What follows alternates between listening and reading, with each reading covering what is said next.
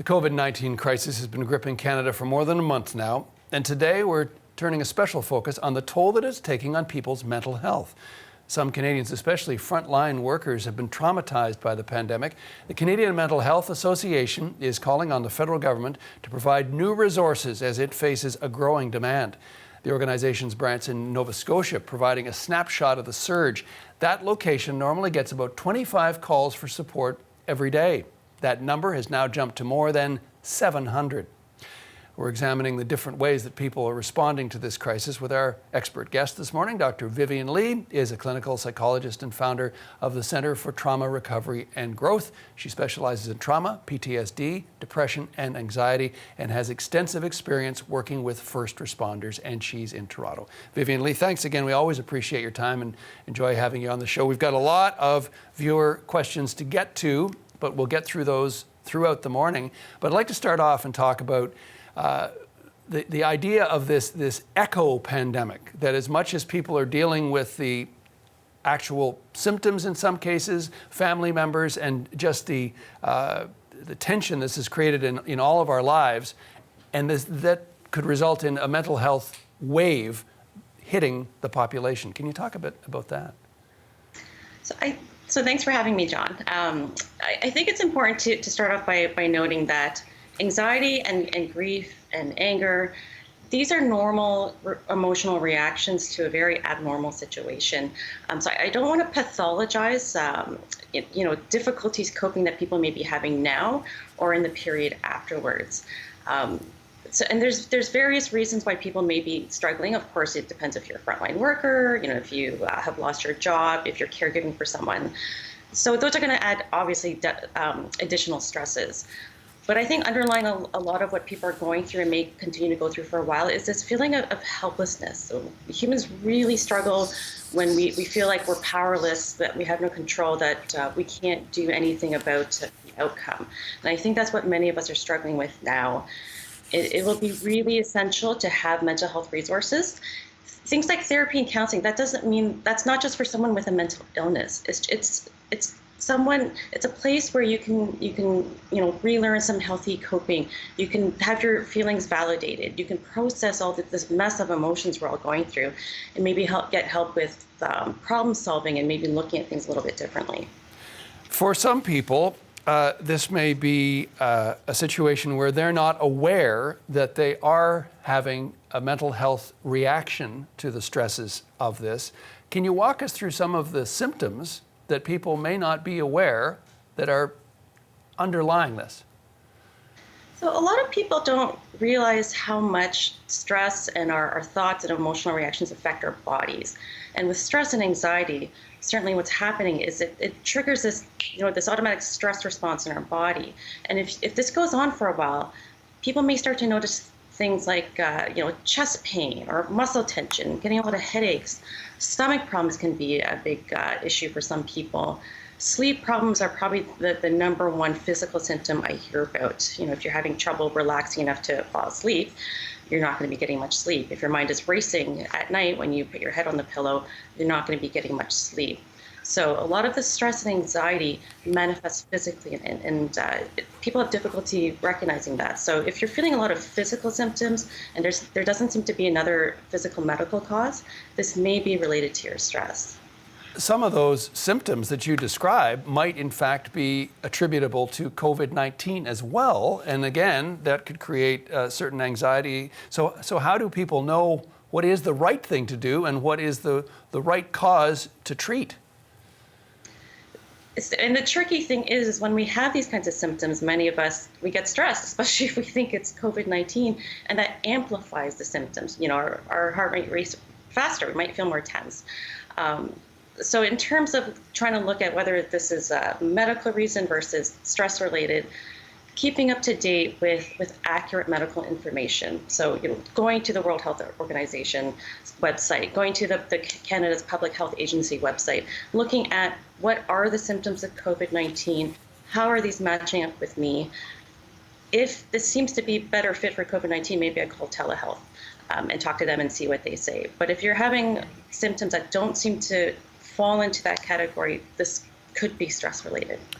Okay, let's talk to and hear from some of the people that have been writing into us, some of the viewers. And we're hearing from a lot of people who perhaps already have a history of dealing with mental illness. And of course, the current environment isn't helping with that. Nicola writes in, she says, after longstanding serious mental illness that is under control.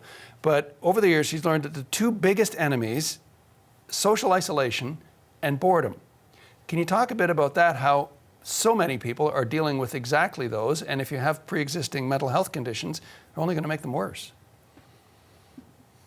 If we're cut off from our connections, our supports, it's going to be very difficult. If you've already learned some healthy coping, it can be difficult to keep up with them. I know certainly some of my clients, one thing that they've learned that really helps them is going to the gym, for example, and obviously they can't do that now. It's really about trying to adapt any healthy coping that you already know and keeping connected, reach out for that support. It's very difficult for many of us to ask for help. We don't want to feel like we're burdening someone or that there's something wrong with us. But really, this is when we need to keep connected. And we were talking about the long-term impacts of this kind of situation. And I think about the community response to an event like 9/11 versus Hurricane Katrina. And what you saw after 9/11 was the community coming together, validation of what people were feeling, no shaming if someone was struggling to have a hard time. And that was very different in the response to Hurricane Katrina. And you really saw a lot of strength building from 9/11. Amidst all that tragedy. And so taking some of those lessons forward to what's happening here is community and connection is crucial. So there are online support groups if you don't have access to your regular groups. Many mental health therapists and clinicians have moved online to virtual or phone services. So keeping connected, and if there's things that you need specifically from people, from family and friends, we hate asking for help, but people don't know how to help you unless you tell them. So if you need something specific from them, I need you to message me, daily, or, I need some help getting groceries. The more you can tell people what you need, the more they are able to help you. We're hearing from a number of people who have pre-existing mental health conditions, and they're worried about how they can either avoid slipping back or presumably move through this the best they can. This is a woman who has her daughter, this is anonymous, sent to us.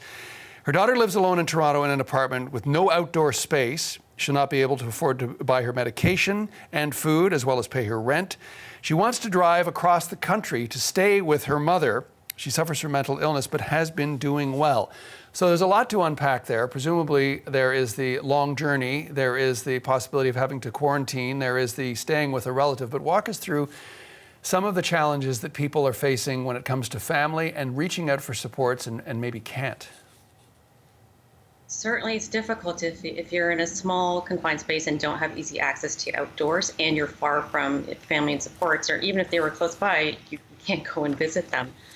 In terms of the medications and the day-to-day needs, I strongly encourage you to reach out to any community resources that you can find. I have seen on Facebook, for example, there are caremongering, good neighbor groups out there where people will help. They may provide some money or some services. So please reach out to services such as those.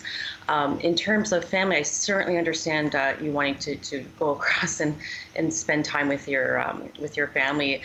I can't advise you on what to do or what not to do, but certainly any way you can keep social connection, whether it's through FaceTime, online, phone, reaching out to online support groups. If you were already using services, mental health services, or used them in the past, try to see if you can reach out again to those services and see if that you can access some help there as well. You mentioned reaching out. Now, this is, and again, from Anonymous. I'm older and not on social media. Is there a location online or otherwise where those isolating at home can be in touch? Good question.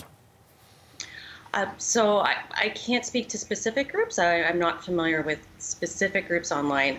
But for example, I know like AA, they have online support groups. I know of some first responder peer support groups that are meeting virtually online.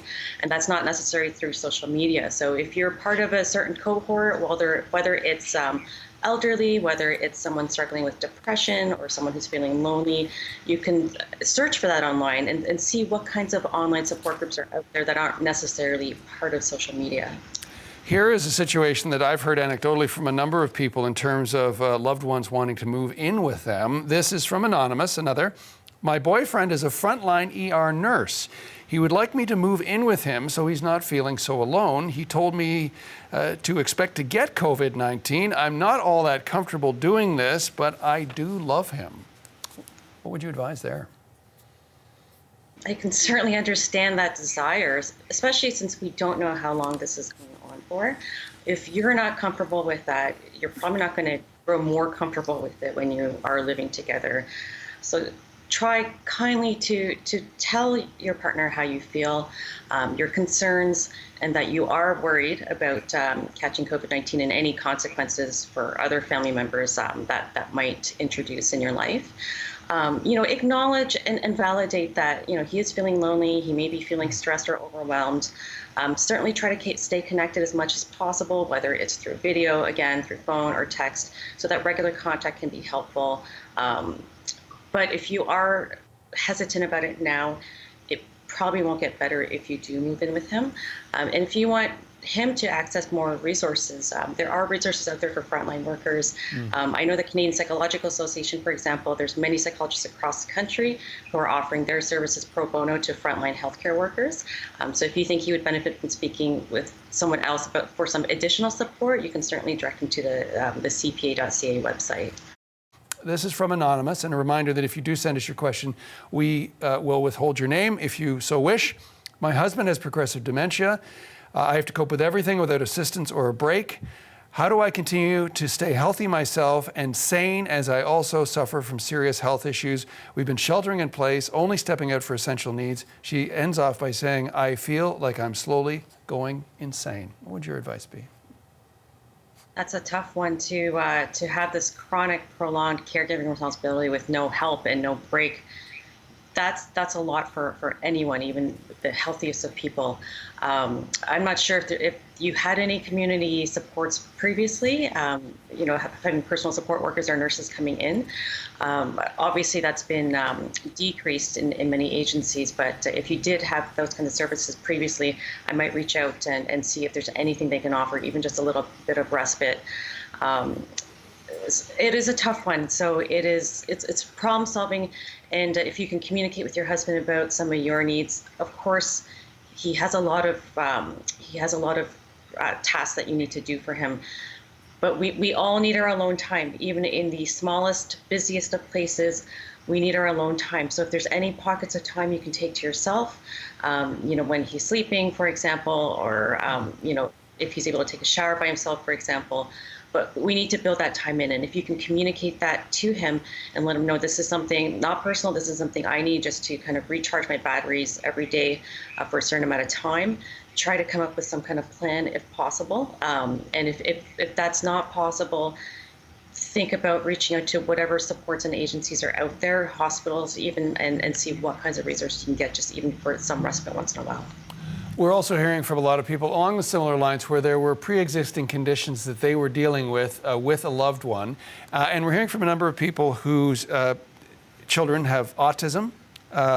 This is a woman, this is from Michelle, and she says that her child who suffers from Asperger's has doing fine until expectations around his education and school changed our routines. And as we know, that children in general, but especially those dealing with autism or Asperger's, become used to a schedule, and that obviously all these schedules have been disrupted. What would your advice to Michelle be on this one, Vivien? Your child's education needs the best. The most important things right now are feelings of safety and emotional safety. So keeping him in some kind of routine, keeping your child in some kind of routine, whatever the new normal is for you day to day. Schooling is important, obviously, education is important, but those can take a backseat right now. Right now, it's all about the family, all of you getting through the day, being able to stay healthy and sane, really. So if there's important tasks that are important for his development, keep on top of those. But really, let some of the schooling tasks slide for now. Everyone's in the same boat. Our kid's going to be behind a little bit in school, yes, but pretty much everyone's in the same boat. So try to get a general routine going, some kind of general structure to the day. whether it's, wake up around the same time, eat around the same time. Part of the morning you can try the schooling. If it doesn't go, then you can have your child engage in some kind of learning-based task, even if it's something on the internet or TV, and then a pocket of time also for leisure and pleasure. So just building in that routine, and that adds predictability to the day. And then so when your child is a little more emotionally stable with this new routine, maybe you could try to introduce a little more schooling bit by bit. But right now the focus is just emotional, physical safety. Here's a sentiment from someone that many of us may be feeling. This is from Joe, and his question is quite simple, and yet the implications of it obviously enormous. He says, I cannot see anything positive. How do I get rid of my pessimism? Dr. Lee? So there's a difference between pessimism and realism. It's hard right now. There's a lot of stress in the world, and if you're isolated in a uncertain financial situation, it's very stressful. It may be very hard to see any kind of positives, and so what I encourage people to do is try to balance out the perspective. I'm not going to tell you to think positive. I'm not going to tell you that everything is going to be just A-okay, because we don't know. None of us know. But there's usually more to the picture. So try to complete the picture. If you go on news, you go on social media right now, it is very easy to feel discouraged. And then we look at our bills, and then we look at, I don't have a job right now. It's very negative. But try as much as you can to balance it out. Do you have a roof over your head? Do you have family or friends to connect to? Okay, maybe you don't. So maybe you go online and try to find some supports. So look at what you have. I'm not going to tell you to count your blessings, but really try to balance out, okay, this is going wrong. I don't have this control right now, but what do I have control over? What are the things that I can do? What are the things that I have? And if I don't have what I need, how do I problem solve to get it? Because if we just focus on what we don't have, which is very, very easy to do and very human, then we get stuck in this hole, and then we dig ourselves a deeper and deeper hole, and then we feel stuck. And what we need to do is try just one step at a time to get out of the hole. So look at anything that will balance out this pessimistic view. Even if it's not in your own life right now, maybe look at those around you, or look at some of the good going on in the world and people coming together. Here is an elementary school principal. This is Elizabeth, and she says, how can we encourage our educators to prioritize and understand the mental health needs of our students, even as they are working so hard to take care of their learning needs, adding, we care so much about our kids? What would we recommend to Elizabeth and all the other educators across this province who are dealing with trying to teach on Zoom, however they try to do it, and to also deal with some of the mental health issues that their students would be bringing to them as well? That's a great question, Elizabeth. Thanks for asking. It's tricky because we're all thrown into this online environment, and I'm sure that teachers themselves are stressed trying to navigate this online forum that they're suddenly having to learn, and as well as their own family life and everything going on at home. But of course, recognizing that it's a stressful time for everyone, including children.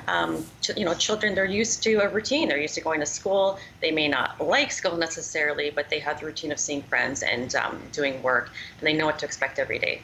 And now, of course, every day is different from the normal. So for teachers, in terms of reaching out to your students and going through the curriculum with them, yes, you have a job to do. Yes, you want to meet certain teaching objectives, but children may not be able to focus as much right now. They may have things going on at home. We know if there's family stressors already in the home and then everyone's compressed together, it can be extremely stressful for everyone involved. So being mindful that children may not be doing work like they should be doing. They may not be listening or complying as they usually do.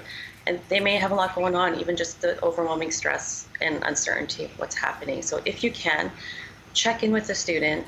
If they're very young, maybe check in with their parent, just see how they're doing. How are they managing right now? If you're not comfortable with that, maybe there's a counselor at your school or the principal who can reach out. Just being mindful that things are not going to carry on, tasks are not going to be completed as they normally are for many people. So is that part of this in helping people not to develop too much stress around what you would like to be doing, but rather looking at the realities of it to say, here's what we can do, and try to find some victories within the maybe reduced expectations? Absolutely. I think unrealistic expectations are an issue, I think, for many people right now. It doesn't help when we go on social media and people are baking bread and getting fit and, learning yoga, which is wonderful for them. But for many people, just the stress of getting through the day-to-day may be enough right now. So please try to reduce your expectations, be kind to yourself, but also building in a bit of a sense of mastery or accomplishment as well as pleasure each day. So no, you don't have to be doing all these projects and writing all these papers, but we don't also want to just lie in bed and watch Netflix all day either, because that's not healthy for us. So building in time for achievement, and it might be a project, it might be learning the guitar, or it might just be doing the dishes that day. And that's something you can check off the list, and that's what's working for you right now. So mastery and pleasure are two things that we need to build into every day, whatever that mastery looks like for you today. Okay, but maybe a little bit of mastery and a little bit of pleasure rather than Yes. setting up grandiose expectations. And this is from Anonymous, and it's a bit about the way that people can express themselves, especially to family and friends. So my wife and I are in agony because our adult daughter has just committed suicide. We do not have family here, but have a few good friends to try to comfort us from a distance. We're in hell and can find no comfort. The virus is like a prison, making things worse. So, Dr. Lee, you've been talking about this a lot this morning, the situation where people really feel there is no way out. And again, they have not family in the country and just a few friends. In terms of not only supports, but in terms of the approach that people can take. And I know that must be the most difficult situation that anyone has dealt with, but can you talk a bit about that, about some kind of basic coping mechanisms for people? So in terms of, I'm so sorry for your loss. In terms of reaching out for support, if there's anything you can identify that you need, whether it's help with day-to-day activities, whether it's you want someone checking in on you, whatever it is that would help you and your spouse right now, please try to let people know what would be helpful, because everyone says, let me know if you need help, I'm here for you.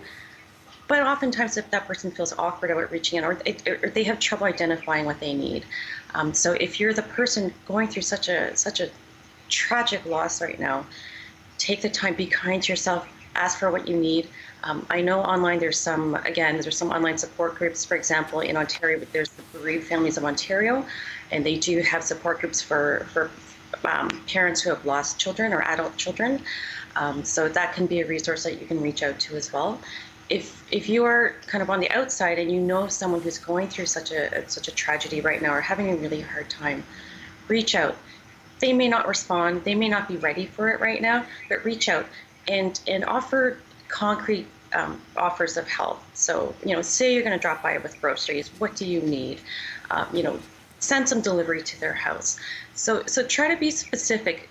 If you're the one asking for the help or you're the one offering the help, we often don't know what we need. We often have trouble asking for help. So if you can, try to lean on each other, try to ask for what you need. What you say there is very important in that people may not respond, but what they will do is remember that reaching out, maybe for the rest of their lives, but not to feel discouraged if you reach out to someone that they are getting the message, but maybe not even capable of responding at this point.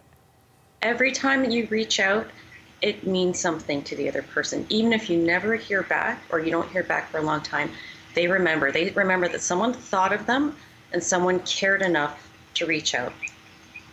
I think we all are finding people, friends we haven't heard from for years, people reconnecting, friends around the world. I think that's true of almost all of us. But can I ask you in terms of, and I've even found this, people phoning me and we're talking, friends, that there may be something bothering them that they aren't able to talk about, or maybe they don't even know it's bothering them. Can you give us some advice in terms of the groundwork you can lay to let people open up a bit to you, even if they're close friends or family?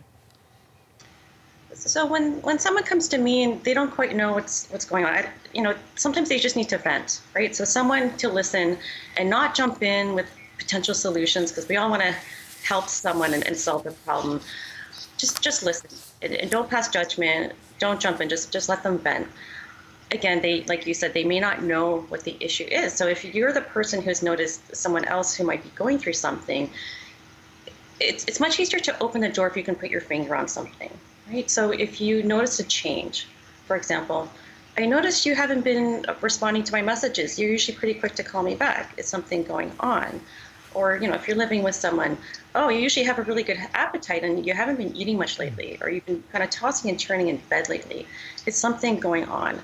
So if you can put your finger on something that seems different, that opens a door for a conversation. And if the other person isn't ready to walk through that door, if they don't want to talk about it, or they're just not ready, then that's okay. That gives them an easy out, because you're not asking what's wrong with you, because no one wants to think there's something wrong with them, but you're identifying a change that seems to be impairing them, that's different from their day-to-day, and now you're just starting the conversation and they can walk through if they're ready.